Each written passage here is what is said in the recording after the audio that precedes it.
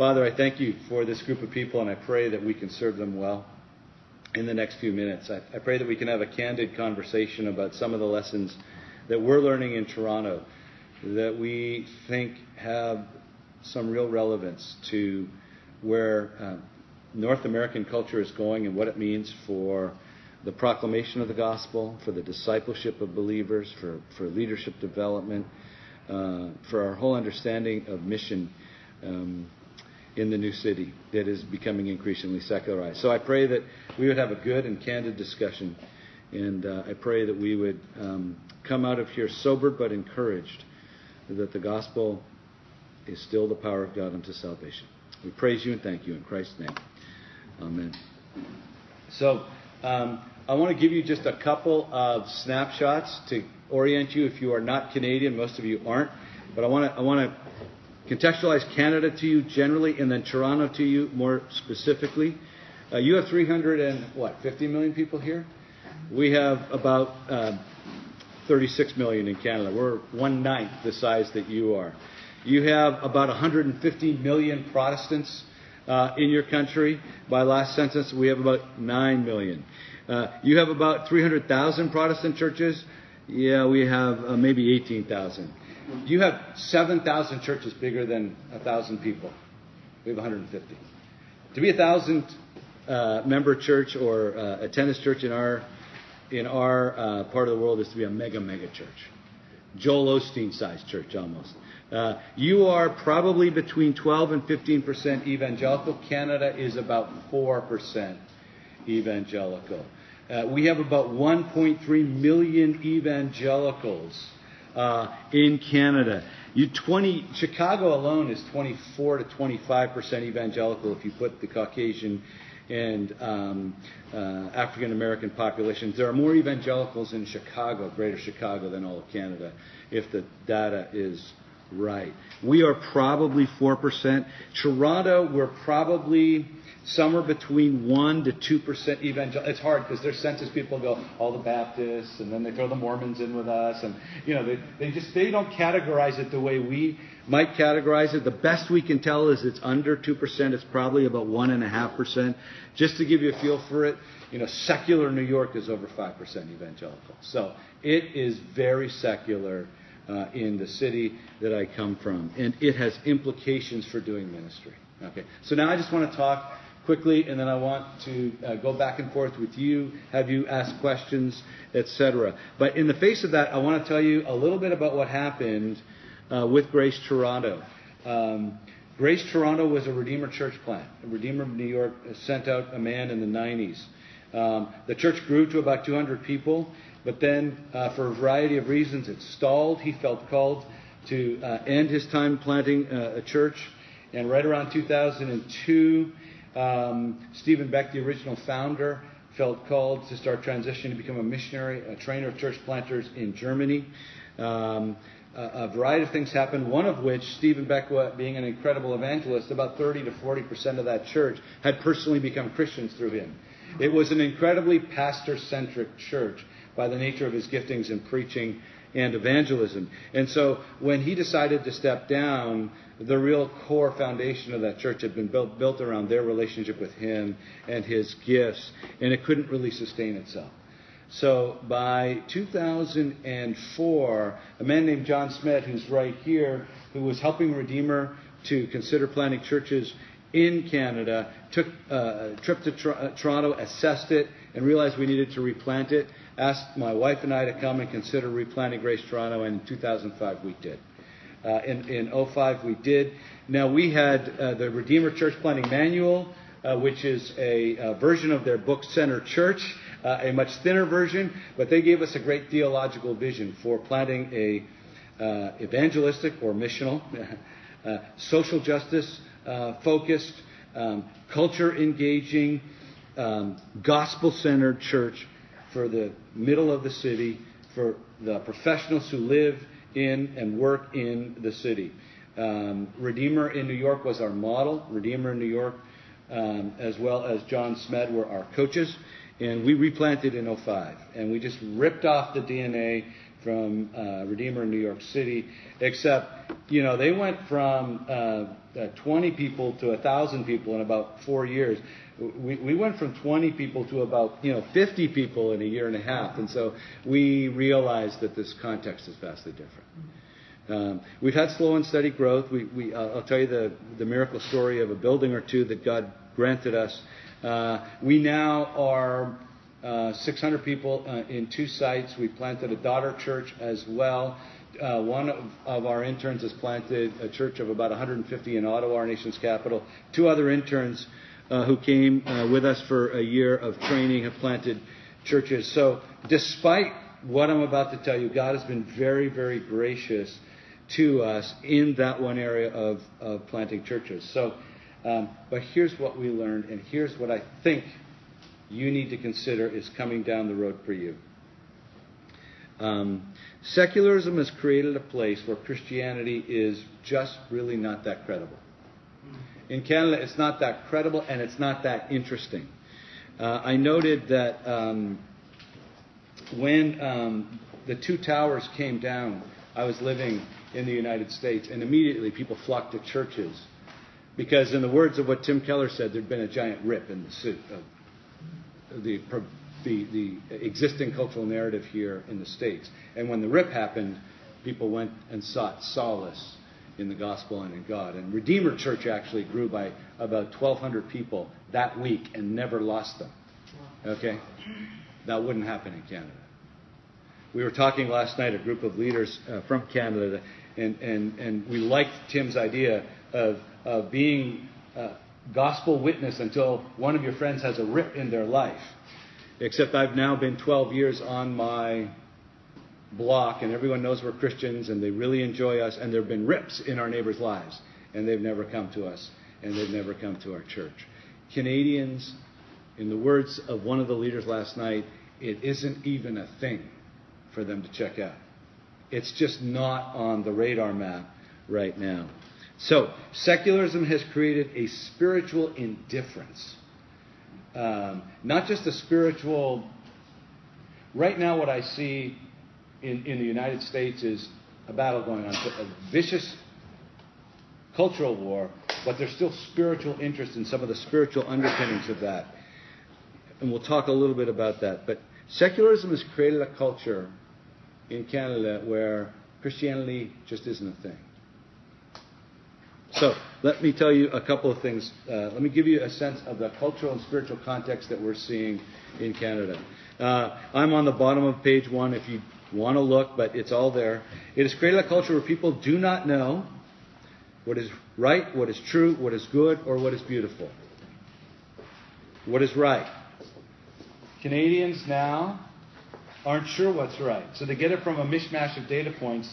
They construct a la carte their own view of what's right, their own experiences, some of their friends' thoughts, some guru that struck them at some seminar. What is right for me. It's self and socially constructed. We are really in that moment and very wary of outside imposition. You cannot tell anyone anything.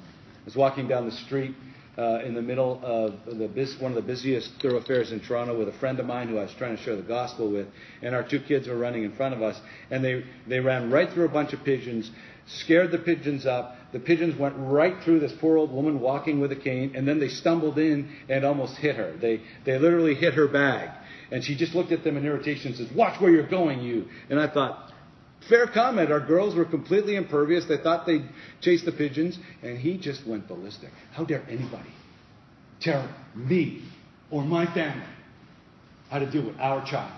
That is ridiculous. And he chewed out this poor old woman, who I think was just doing something reasonable. And so I began to talk to him, and he said, "No, Dan, nobody tells me what's right. I determine what's right, and then I get to tell my kids till they're old enough that they determine what's right." And I was like, that's Toronto. What is right is personally constructed by your own mission. What is true? What people believe to be true is highly malleable. They distrust anyone who makes absolute truth claims. They generally just follow the claims of the people they like.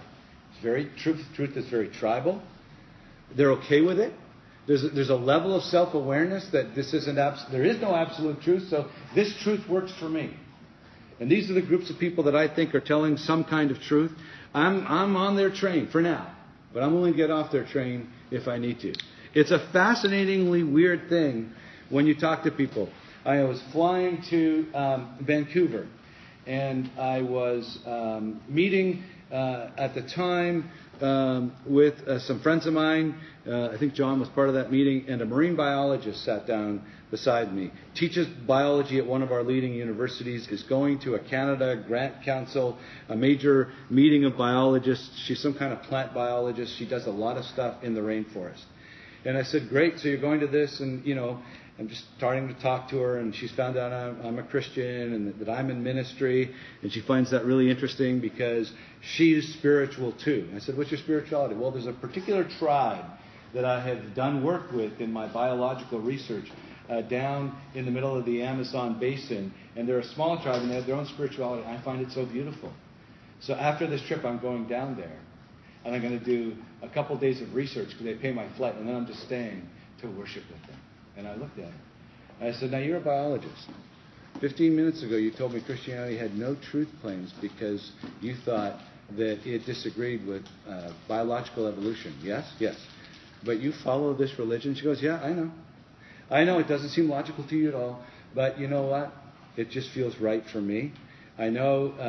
And I said, but you just told me that there's an objective truth that my Christianity failed. She goes, I know it feels like a tension to you, but that's who I am. And I was like, oh my goodness, this is Canada.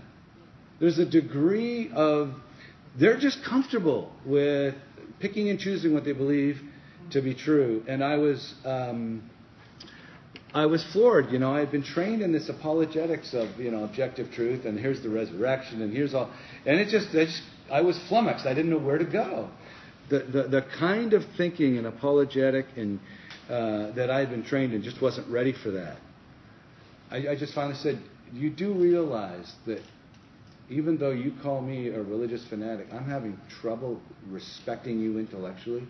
She goes, I get that all the time from all my fellow biology professors. I'm okay with that. I'm like, I have no handles to go, okay, And so what is true is generally malleable. What is good? Now, this is different, I think, in Canada than the States.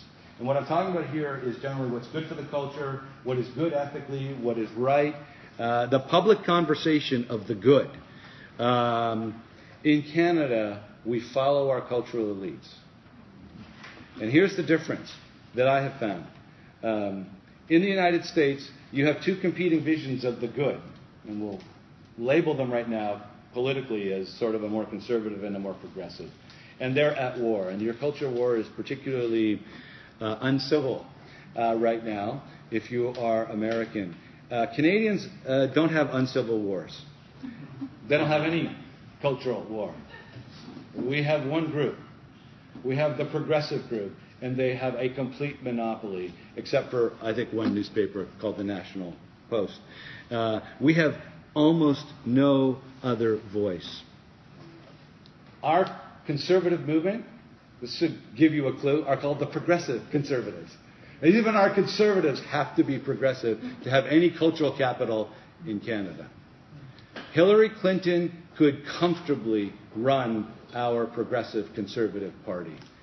The New York Times is probably, in the United States, comfortably what I would call at the responsible left of center position. They're responsible journalists. They take a pretty self-conscious, slightly progressive point of view in the American spectrum. My friends in America who are more conservative think it's an irresponsible and far-left position, but they self-identify themselves as kind of middle, a little left of middle. They would be right of middle in Canada. The New York Times, but they would be very similar to the voice of what I'm getting at in Toronto. That's what's good. Past ethics, the ethics of other parts of our history, particularly the Christian parts, are inherently poisoned because they have been corrupted by racism, sexism, patriarchism, white privilege. And so that cultural narrative means that almost every kind of past political and ethical and cultural way of seeing things is to be disbelieved. It's just not even All they have to do is say that's from a bunch of, white men from the 50s, and it's over. So, who you are determines what you get to say. If you are in the cultural elite position, you get to say what you will, and it will be followed. We haven't yet got going, we will, because we have such a homogeny of cultural elite monopoly by this group. They are not yet being challenged.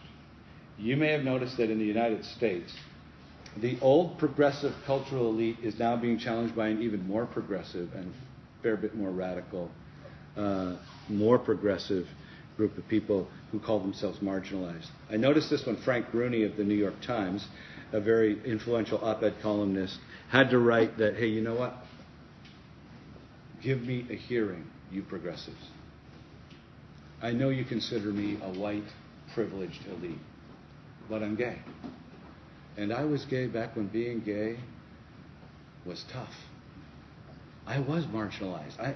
I know you don't think I'm marginalized anymore, but I was. And so you still should listen to my voice. That idea that only the oppressed have a right to speak prophetically into culture is not as dominant in Canada, because the dominant cultural elites are comfortably progressive, and Canada is not quite as adversarial and confrontational and revolutionary in the way that it makes its evolution culturally. So the Frank Bruni types like Margaret Atwood, etc. in Canada still get to speak to what is good. Finally, what is beautiful. That's just determined solely by the individual. There are no public standards of beauty whatsoever. So therefore, almost all the old training in how to crack the missional code, almost all the old training in apologetics that works, almost all the old training in anything that makes them interested had to be thrown out. So for us, and then I'll stop for questions after this. One of the things that happened about a year into being there was we just needed to pray, because there was such a spiritual stronghold of indifference, and all the edges that you felt like you could maybe get in there into people's lives just seemed to have been smoothed away, and it was just a wall, a metal wall with no place to grab hold of in terms of any kind of evangelistic ability. And we'll talk a little bit about its effect on discipleship. But that was the context that we faced. And so what happened was prayer became, I'm not a good prayer guy. I'm naturally very self-dependent. I used to be a lawyer. Being a lawyer isn't necessarily spiritually bad for you. But when you're naturally self-dependent, being a lawyer trains you to hedge risk by considering all the angles and make yourself seem like an accomplished expert who doesn't need the answers. That's the two things that being a lawyer, you are trained to do. And I had to come to a place where nothing worked. I had to risk everything, and I had to depend in every way. And so I was driven to my knees, and our small group was driven to our knees very early on. We weren't seeing much evangelistic fruit. We were 25 people, and we were looking for a building to rent, and we couldn't find one. And then God brought a realtor that came to help us find a place to rent into our lives. And he said, well, you know what? I contacted a guy who's looking for 4 other churches, and we can't find any rental space that can seat 100 in an open space and then have some office space for it. Literally, I was looking for a space this big. Look at the contours of this, where from the ping pong table back we'd have a little office, then maybe we could jam in 80 to 100 people, okay? This space was going for, this is 12 years ago, well over $100,000 a year. And we were 22 people with more student loans than any kind of money. But we started to pray for a space. And then this guy came and he said, look, why don't you just buy a building? I got a building with like twice this square footage, 3 stories, that's for sale. And for $2.2 million, it can be yours. Well, we had no money. But we prayed as a small group, and I called John, and we prayed, and we put in an offer for 1.9. And they threw it in the garbage. And there were 5 other offers that were in the process of being given to the seller. And we prayed. And then we asked for a site visit. And the realtor was like, "You're not going to buy it. We just want a site visit. We might be able to do something here." So we opened the doors and we brought all 22 people in, and we just prayed through the building. And we got access to the roof, and then we prayed for the city. And none of those came in. And that week, my realtor called and said, "Dan, I found out they threw it in the garbage, and I really don't know what to do because I have a conflict. I'm a realtor, and I'm not supposed to speak except through the realtor to the other side. But I go to the ski club with the guy who's selling the building." And I said, "The guy who's selling the building?" "Well, then go talk to him." I says, "In professional ethics, I can't do it."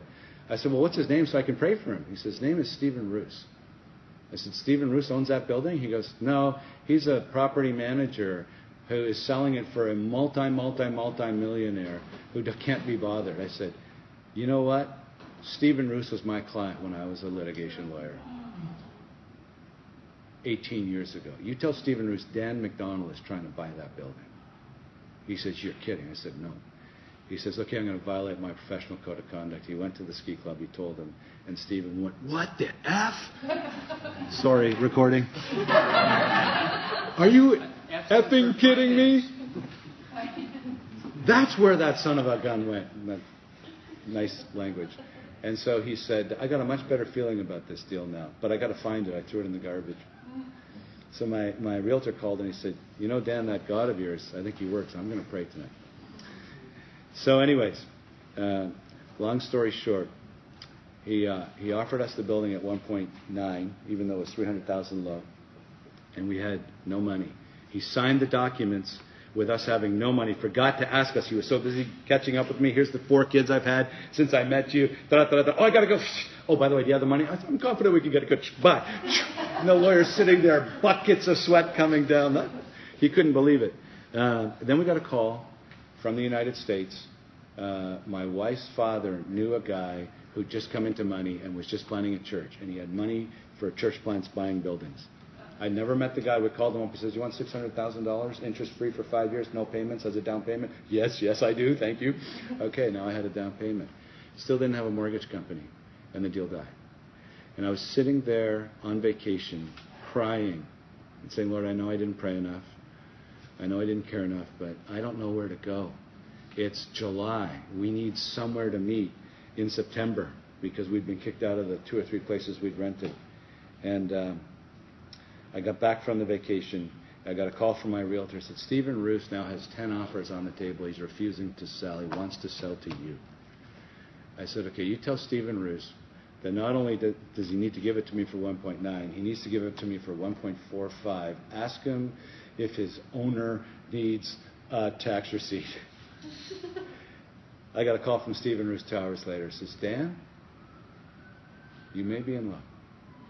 He just changed his voicemail message. It says, 'May the peace of Christ be with you.' I think he's become one of you Christians." By the power of God, a church of 30 people got a $2.2 million building for $1.45 million. The owner donated $775,000 and then took back the mortgage for the rest of the money at 2 basis points below, interest only, and we had a building with like 30 people and no money. Crazy. So when the wall was steel and there were no places to go, evangelistically or otherwise, God said, "Here, I can break any wall. If I want it, it will happen." So I'm going to stop now and just say, prayer was our way forward when nothing else was. And we should realize we're going to have to recover a vibrant spirit and culture of prayer if we're going to get through the walls culturally that I'm seeing. I'll talk about contextualization for evangelism and how we did that in a minute. But any questions, comments right now before we continue? John. I think it's a great analysis, too, of Canada, John, not just Toronto. The indifference, I find once you scratch below the surface, it doesn't take long for it to become suspicion and then outright disagreement. In other words, it's indifferent because they don't think you're on the radar, but if you start to interact with them on some of these things, that indifference quickly becomes correct. Like I was on an airplane ride from Chicago to Florida 3 days ago, and Mark said, "Are you religious?" It was like, oh, now I know where you're coming from. In other words, there's still underneath that, there's... Yeah, and that's a really good segue to the next point, and you've nailed it. Toronto people are much, much more resistant to the idea of being invited to church or even having spiritual discussions. Canadian people generally, and that's true. Yes, go ahead. Sorry. Another question. Yeah. I think someone shared last night Toronto's experienced like a significant number of immigrants and folks coming in from outside of. Correct. Are they primarily coming from like Europe or? Correct. No. So here's the secret thing that happened when I met Tim Keller when they replanted us, by the way, between John and Redeemer. Terry Geiger, Mark Reynolds were my coaches. Tim was kind of our guy. You met him once a year and he told you stuff. Because he's a pretty busy guy.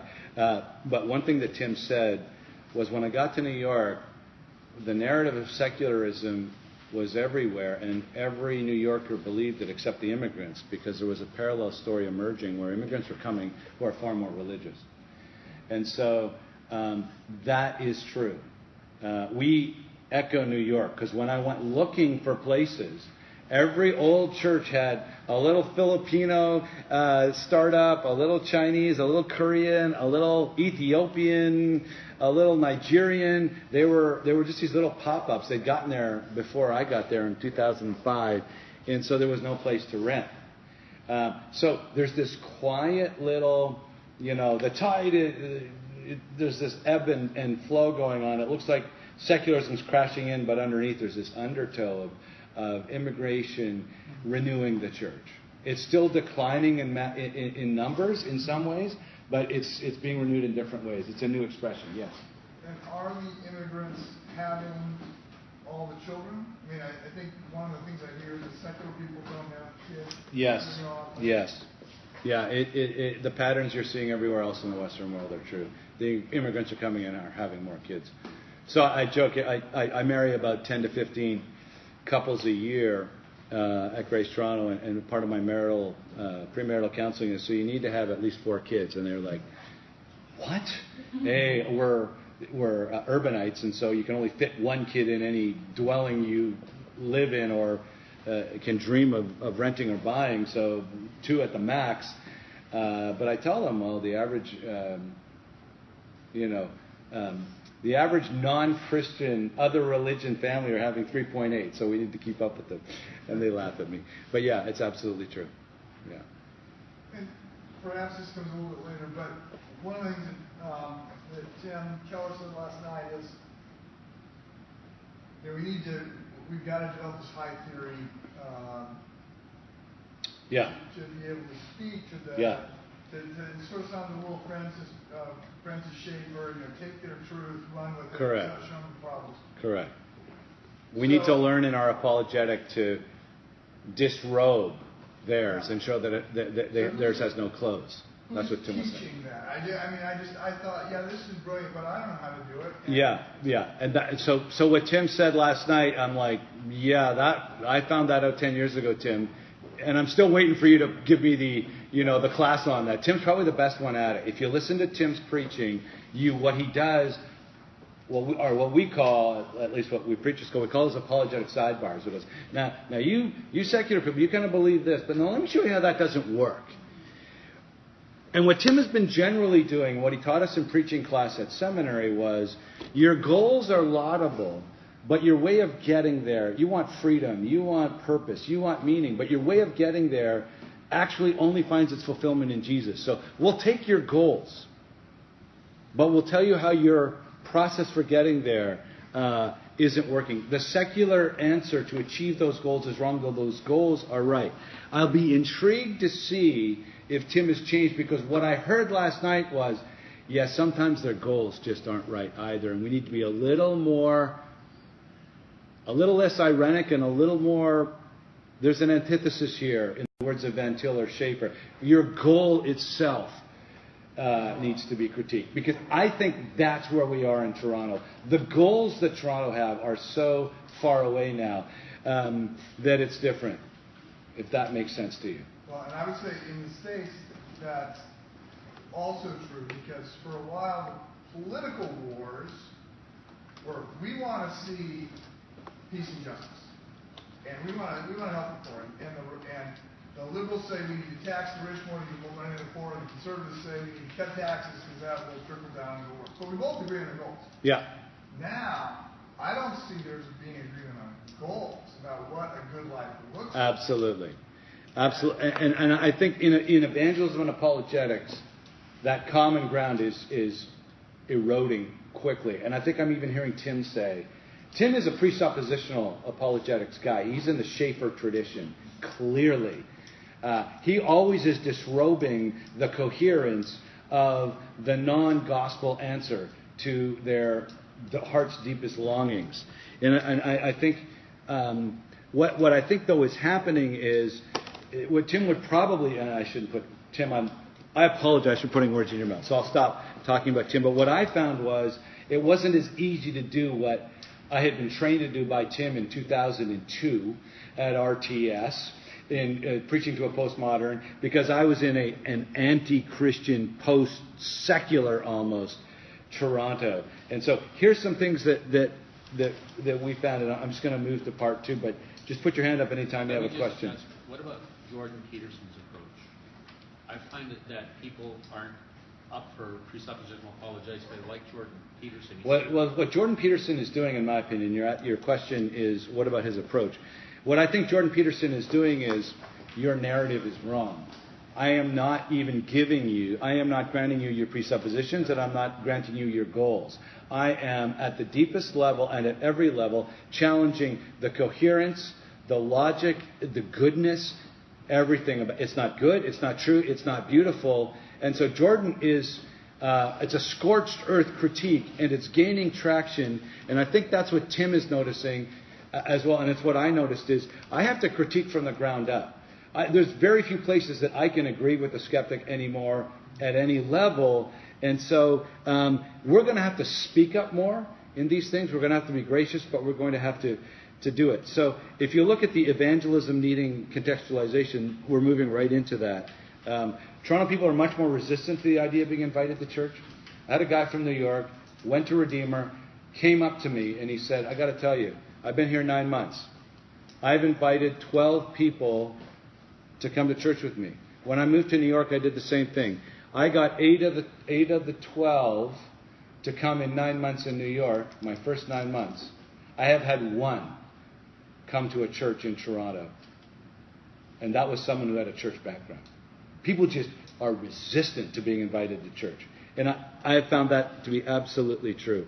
What John's point is absolutely true. Skeptics are much more skeptical and dismissive of Christianity than they are here.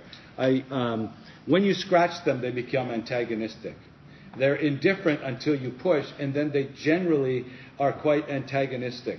I was talking to Tim Keller about the things that I was experiencing, and he kind of looked at me, and Tim has this way of, he looks at you sideways, and then he kind of squints, and then he looks off, and then he goes, yeah. He says, I was talking to John Smed about this, about Canada generally. John Smed right here. And he said, Christianity is still a viable world and life view that the average New Yorker accepts is an okay American thing to do, even though they as New Yorkers are trying to move beyond it. It's not even an acceptable world and life view in Canada, from what I'm hearing and reading. And so there's just a greater resistance.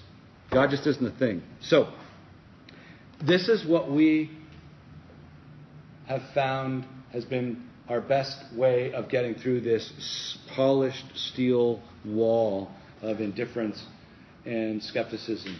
Prayer, as I mentioned, prayer for openings. And then, secondly, the people gathered.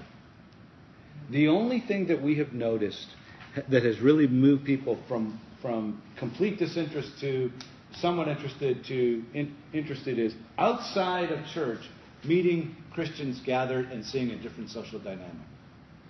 Because people now, it seems to me, are socially constructing their truth, their idea of goodness, their idea of ethics. It's very tribal to them. So when they get in their tribe, they know how their tribe acts, and I'm in all my like-minded people, and they have a certain dynamic.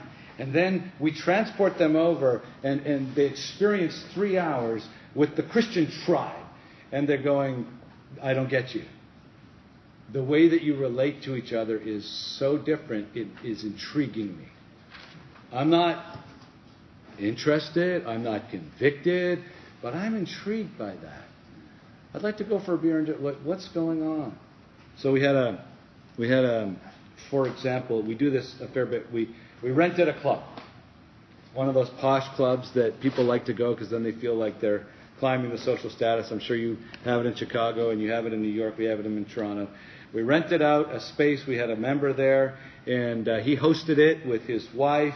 And we brought 120 people there, and we told people, we're just having a wine and cheese. There's not going to be any gospel proclamation. We might mention that we're Christians.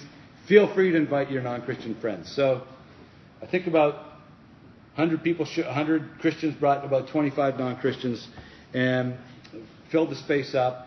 And the feedback we got from the 25 non-Christians was uniform. We've never seen a group like this act like this. These are all young professionals. This is a Thursday night. It's business night.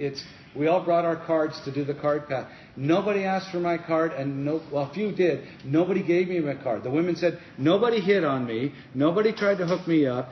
They didn't know what to do with that gathered community because it behaved in such a different way. And then we charted the next 3 months. 60% of those people showed up to check out a church service in the next 3 months because they were so intrigued, disarmed, confused by the people gathered. And so our preliminary conclusion for you to think about is your people gathered outside of church doing life. That's so far our best apologetic battering ram against this incredible wall of... So that's our best. Now we started to deconstruct why that was and what the trajectory was.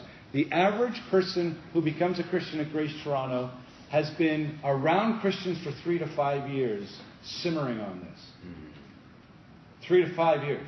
The average person who gets baptized as a new believer at Grace Toronto has been part of our community, either Sunday or organically hanging out with those people for at least 3 years.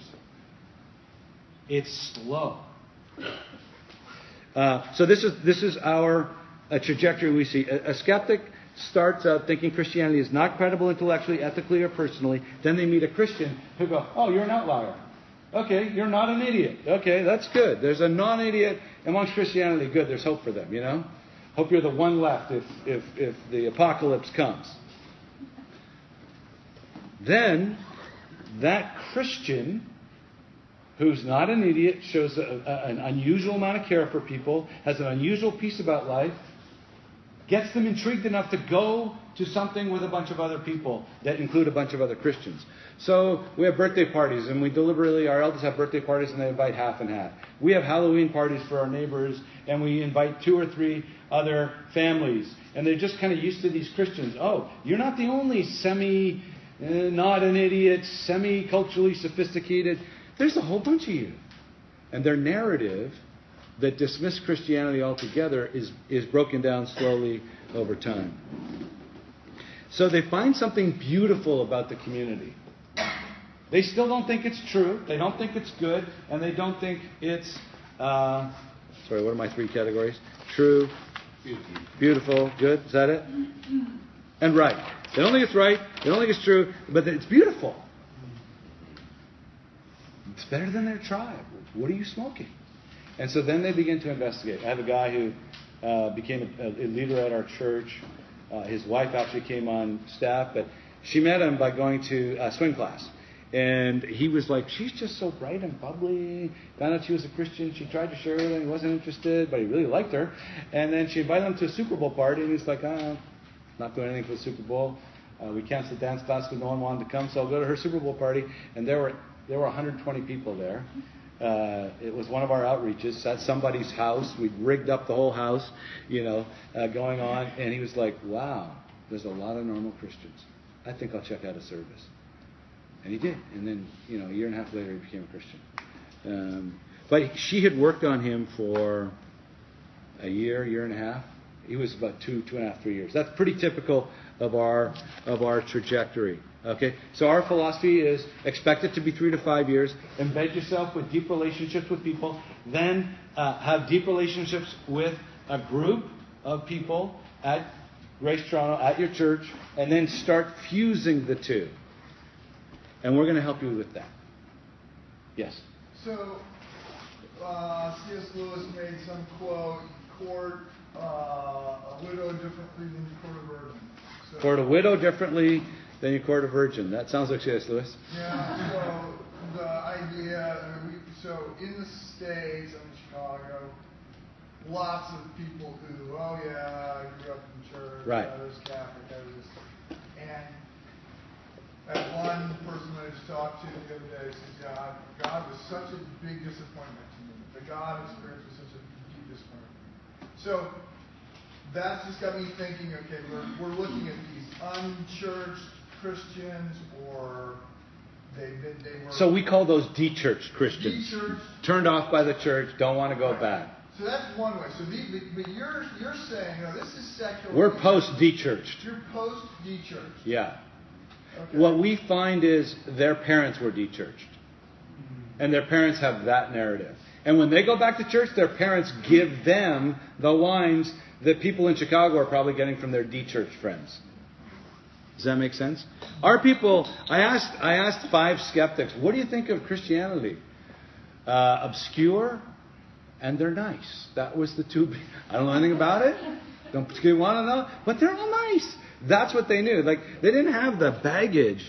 They just didn't have the interest either. So we have this organized incarnational body approach, by which I mean, you guys go do that, and we're going to help you.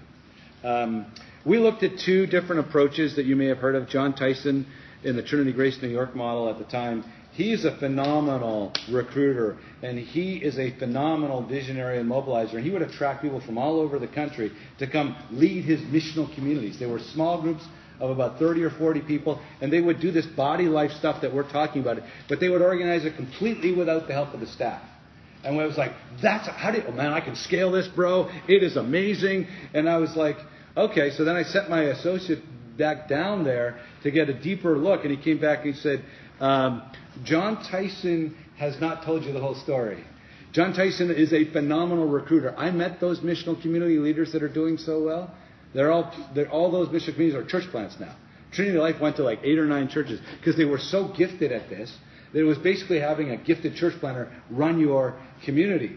And he said the ones that aren't run by those people are actually fizzling, and John's playing with the model, and I think he actually blew the model up because his system required such a level of leadership. I've talked to Jeff Vanderstelt, who I think probably has a more sustainable model, and he has amazing missional communities.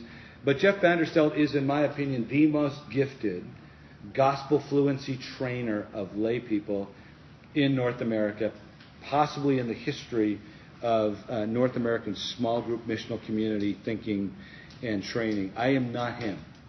We couldn't do it like them. So we did our own hybrid, which was, you guys go do this, do it organically as small groups, but we'll create staff-led events that you can invite people to. Super Bowl parties, dances, art nights, pub nights. We're just going to give you some events to invite people to that are outside the church, and we're going to pay for them. Because we're just not as good at having our people just go do it themselves. We don't have that kind of training or resourcing. That's our own particular model. And then our Sunday model is dead rip-off. It's a pale imitation, but it's a dead rip-off of what Redeemer does. We try and have a service where we engage both Christians and non-Christians, and we have a conversation about the gospel. I have apologetic sidebars that I try and do to help engage the Christian like Tim does. I can't do it like Tim. I'm no Tim Keller. But the fact that we allow questions in the service and then we have a Q&A luncheon for people has given the word out on the street that if you got questions, go to that church. And so people checking it out, interested, having questions, they drop in for a while, they drop out. But we have on average 30 to 40 self-proclaimed skeptics out of 500 showing up every week. It's a different 30 or 40. It's probably 60 mixing in because they don't need to come every week.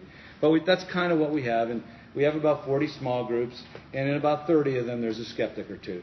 That's just kind of... So we've got that kind of come, belong, we're not going to force you to do anything, come to our membership class, serve. We have skeptics now helping put up signs. We even have a skeptic who's pretty close, and my small groups leader said she's really close, and then went to our GT Kids coordinator and said, she wants to help out with the kids. She remembers these Bible lessons from small groups, so she wants to do a few, and so we're letting her teach some Bible lessons. And one of them really hit her, and she got emotional at the kids' time, and something may have happened. So that's kind of our model: come, be embedded, walk as long as you need to. And so I had a guy, he was a PhD student, and he came from China. He'd done his master's in Vancouver, met a bunch of Christians, hung out with them for a couple of years. They really impacted him. His parents said, don't even think about it. He didn't become a Christian or anything. Went back to China, got into the PhD program here. He said, well, I'm here. I'm just going to go meet some Christians. He met some Christians. He liked them again, so he started showing up at church after about 6 months. And so he had a 5-year PhD, and once a year I'd have lunch with him. And the first year it's like, I don't believe really that much, but I've really been impacted by that group in Vancouver, and now your group, so I'm coming. Okay, enjoy your journey. Year 2, do you have any questions? You have these 3 or 4 questions, and I try and answer them. Yeah. Year 3, annual lunch, how's it going? Yeah, good. A lot of my questions got answered. Found out this, and I read that, and I did this. I said, that's great. Year 4, Simon, we've been at this now. You've been in the same small group for 3 years. You're coming to church regularly. What questions are left?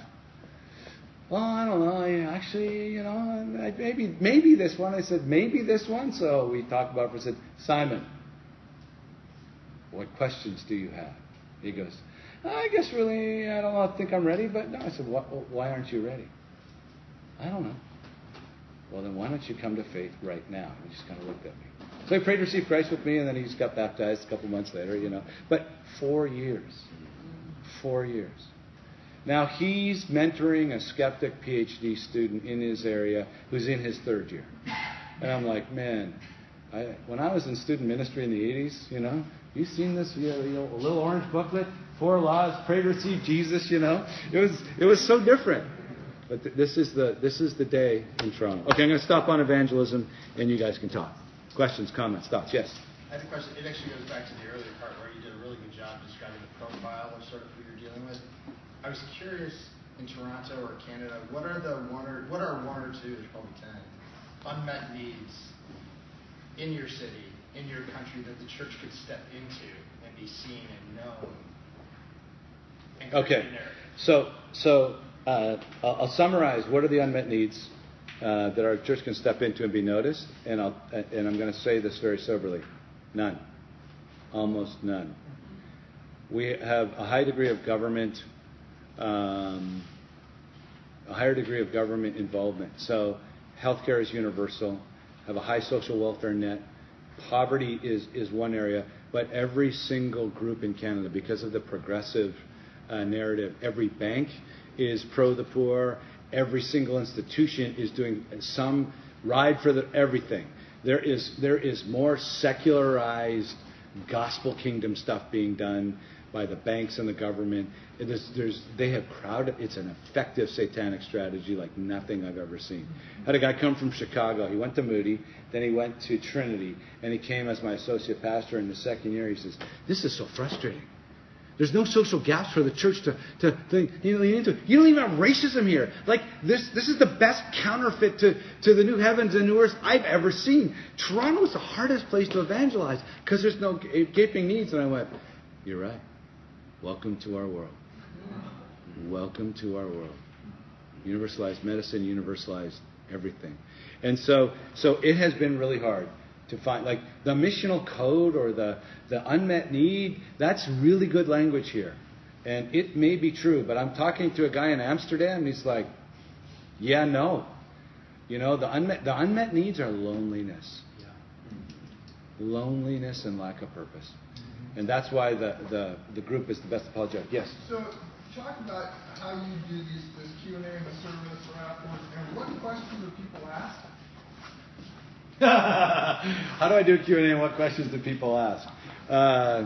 I say, okay, we now at the interactive portion of the service, ask any question, and if you don't feel like, because there's 500 people, if you just want to text it in, text it in. And so they text it in. And what do they ask? Whatever they want to ask. You know, I had a guy, Governor General award-winning author, TV host, total skeptic. He got up, stood up, very aggressive atheist, a friend of mine now. And he said, look, your sermon was fine, but the prayer prayed against euthanasia. I'm a big proponent of medically assisted death. And what role does the church have in getting involved in politics? That's what I want to know. And how dare you pray against that or step into that? The church is overstepping its role. So church, I'm like, we had a nice message on Jesus healing someone or something, and now I got a church state, medical ethics, euthanasia, which was and I'm like, how am I supposed to answer that? You know, and I literally, that took 9 or 10 minutes, and then it went really wild after that. People were applauding, and because it was a hot button at the time. So it can go anywhere, and we don't edit. So whatever question is next, I just read it. And then, because one of the things that people like about our church is we can play Stump the Pastor. So they try and stump me, you know. They try, and sometimes I go, I can't answer that. That question's too big, and I don't have enough knowledge on what the answer is. So someone just asked, cannabis, marijuana is about to be legalized. What's the church's position? I'm like, I'm not read up enough to really say something right now. Give me a month or two to really think about. That's a great question. I should have. And they're like, got him, you know, stumped them. But they're also like, one of the things a skeptic says is, you don't presume like you have all the answers. I assumed Christians thought they had all the answers. This is a different Christianity than I had expected. So even the Q&A where you say you don't know is itself deconstructing a view of Christianity that was keeping them from entertaining the gospel. Because they assumed if I become a Christian, I have to close my mind, not be open to gray areas, not be open to doubt, not be open to questioning. And so one of the things that we express as a culture is we're a learning community. We don't have all the answers. We think the Bible has the answers. We don't always know what those answers are because Christians have disagreed sometimes. You know, baptism, infant baptism, for example. But we're trying to learn to be more like Jesus. Does that make sense? Yes. How have you spoken into all of the gender politics and, given a biblical view of gender and sexuality in a way that... Yeah. So that is a great question. This is an area where, for example, we changed tack. I remember when I first came to Redeemer, and we asked Tim about this directly because Tim doesn't usually speak about those issues from the pulpit. And Tim said, we do it in discipleship and we do it in private, but because of the place where New York is at, we're pretty careful about what we say from the pulpit. And we adhered to that for a while. But we're actually in the gay village, our church. And we're not flying the flag, which most people understand. But a number of gay people who profess to be Christians have come and asked to be baptized, and their husband, the husband and the husband. And so, and we told them no. And they said, well, how come you're not more clear about this? I feel bait and switched. And so we had to think about that. And then we called a Canadian lawyer and a Canadian PR person whose job is to help inform and defend Christians and churches who want to take a historic doctrinal position on the issue of same-sex marriage and gender confusion. And they said, actually what we're telling people now is don't hide it. You have got to proclaim it. It has got to be in your documents. You have to be very public about it for your own legal case and for your own PR case, even though it may get you in hot water. So ducking the issue isn't really the way forward, just being clear on the issue. At about the same time, we had a seminar from a community of Christians who are celibate and struggle with same-sex attraction, who were teaching us how to minister to people, because you're in Toronto and you got a ton of them in your midst and they're right, and they said you have to be clearer on what the right position is, because what you don't realize is that the cultural narrative is so powerful right now. And so I began to think about that. I began to think of what both of those were saying, and I began to talk to my friends. And here's the thing that I don't think we have picked up yet in Christianity. When I was 20-something in law school and became a Christian, the culture was a powerful temptation and counterforce to my Christianity. The culture today is 5 to 10 times stronger in that force than it ever was for me. The Christian subculture was pretty vibrant. It is gone. You still have it here. I was just talking to a guy who moved from Toronto here. He says, this Christian subculture and resources are still strong here. Yeah, no, not what the future's coming. Here's the future. Wheaton College will close because nobody wants to go. Trinity Evangelical will be down to 100 students and being supported. I mean, that's the future. If Toronto is a bellwether, that's the kind of stuff that may happen. Okay? And so you need to be thinking about what that means. And this, I will, and you can look at this more deeply, but this goes to the discipleship context. Your people are facing a cultural narrative that is, in my mind, 4 to 5 times more captivating and persuasive about how to think about what is true, good, and beautiful and right than they ever were if you're over 35, than when you became a Christian at 18 or 20. The last 2 decades and the rise of social media and the rise of what I would call the ever-present cultural voice has completely changed discipleship. I used to be able to go around and do marital counseling or talk to any Christian and say, like, look, don't sleep with her. Now I have to say, it's a her, not a them, or an it, or a sis, or whatever, and don't sleep with her. And they'll go, prove that she's a her. And I'm like, and you're a Christian. Everything I used to be able to assume, I can no longer assume. I have to create an apologetic for everything. I have to be ready as a church leader. So as a layperson, Matt, you're in Ottawa. Is what I'm saying true? This is Canada, and this could become the United States. You have to start thinking about catechizing people at the most basic. God created the man and woman. Okay, let's fight about that for 2 hours, in a class. We now have to do that class. We never thought we had to do that class. You know what I'm saying? It's just so confusing and so muddled now that your idea of discipleship has to go way, way back, if that makes sense. When Tim started Redeemer, he had a bunch of moralistic Christians who knew their Bible and knew who Jesus was, but didn't really know how to understand how to grow in their Christian life by going deeper in the gospel.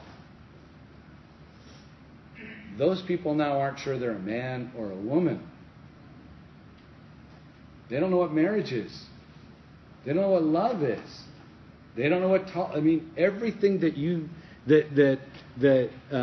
I could take for granted in the late 80s and 90s in Canada generally, and Tim could when he started Redeemer in 89, cannot be taken for granted, if that makes sense. The catechesis of your people, you really need to think about that. Your 18-year-olds and 16-year-olds in your church are at far greater risk than you think. You had a question. Sorry.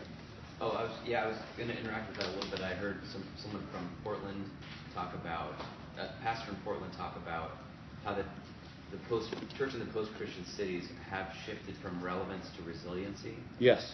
And they've shifted their emphasis from the missional getting out in the pubs and more to discipling their people.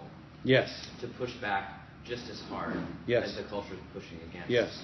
the gospel, and that's actually been a major part of their missional strategy. Yes. Is just keeping their people. Yes. And rooting them even more deeply in the gospel and the scriptures. Yes. The move from relevance to resiliency. See, you got people who are just way smarter than I am. That's what this is. But contagious resiliency. Yes. Unashamed resiliency. Uh-huh. And so one of the better things that is happening in Toronto is you call yourself a Christian, you're immediately outed. You can't hide anywhere. And so you either have to hide completely or you have to come out. And so what we're finding in Toronto that's really cool at Grace Toronto is people are hungry to become resilient. I'm being battered. I don't want to disown Christ, so strengthen me. So the hunger for apologetics and training and discipleship is way higher than it ever was. Our Christians are much less consumeristic. People keep coming. That person, they're a consumer. They've come and they just wanted them. I said, really? Are they a Christian? Well, I think they are. You do realize there's 50 or 60 skeptics at least every week that are self-proclaimed, and there's probably another 50 to 60 people who are church who are actually not Christians. So probably 20%. Oh yeah, okay, let me talk. Oh yeah, they're not Christian. We have lost a lot of the consumerism that we had because it's just so hard to be a Christian. But we have got to support them because they're getting battered every day for being a Christian. It's just very difficult. Go ahead. So, about a year ago, I came to the conclusion. I'm in Chicago. It's not Wheaton, but it's not around the way. But I came to the conclusion that who I was would matter more than what I did, and I had to dial back my efforts and focus more on developing my own prayer life, my own silence. I mean, I just thought, I got to pace myself because it's going to get hard. It's going to get harder and harder and harder. That's the rest, unless we get revival, that's the rest of my ministry. So clearly you're doing that, I suspect. What have you done to sort of keep yourself strong? Okay, myself? I just want to show you. See this funnel at the back? This is our extremely intentional discipleship funnel. We created this about 5 years ago. Okay? Before I answer that question. So, residents of Toronto, then we have these mezzanine events, as I told you, where we go out and the body meets the body, the tribes meet each other. And then they can come to Sunday morning and open forum. Then we have small groups, catechesis classes. Then we have a discipleship group. Then we have an advanced faith and work-based discipleship group. We have a very intentional funnel. And this now has been supplemented extremely because of what we've been talking about. We're now adding classes all over the spectrum here in basic catechesis. This is nothing compared to what we need to do. They're so under-discipled. Okay. What do I do for myself? So here's the thing that I learned about discipling people. They want the basics, prayer, how to read the Word, etc. But they also need urgently, at the same time, how do I deal with the same-sex question? How do I arm myself to be resilient about this issue? Yeah. What about sex? So what we're finding is, as we're doing these classes, we have this, how to understand the Word, how to understand basic theology and the Bible, and they're like, yeah, no. Do that one, then give me a current issues one. Do that one, then do sexuality. And so we've had to intersperse because the culture's just coming at them, and we're 5 years late on our seminars on gender fluidity. And so we just did 1 Corinthians from the Word because it brings up most of these issues. And we did all these seminars. Gender fluidity, homosexuality, euthanasia, abortion, the treatment of women in the Old Testament, the treatment of women in the church. We just brought a bunch of them. Racism isn't the burning issue it is for us, so it's coming. We'll do that. Social justice now, the whole social justice narrative, they're asking for 4 classes on that. These are classes that go from 1 to 3. On Sundays, we finish at 12:05, 12:30 to 3. We bring pizza in, and 250 people out of 500 stay. Grab a piece of pizza and just soak it in. And we create these kinds of things, but 12:30 to 3, 2.5 hours worth of seminars. And they're soaking it in because they're so hungry.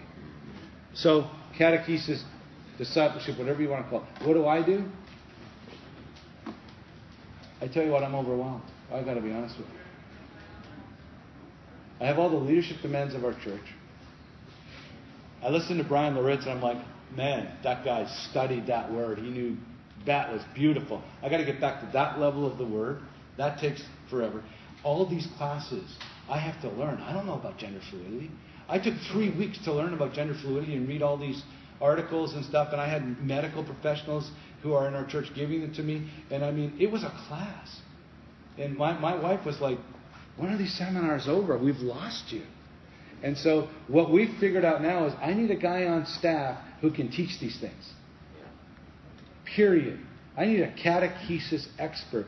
You know, if we're going to get serious about disciple, and I feel for small churches that have one pastor, but he's got the exact same discipleship needs that I do, and so we're saying to all these smaller churches, look, guys, we will wait for your people.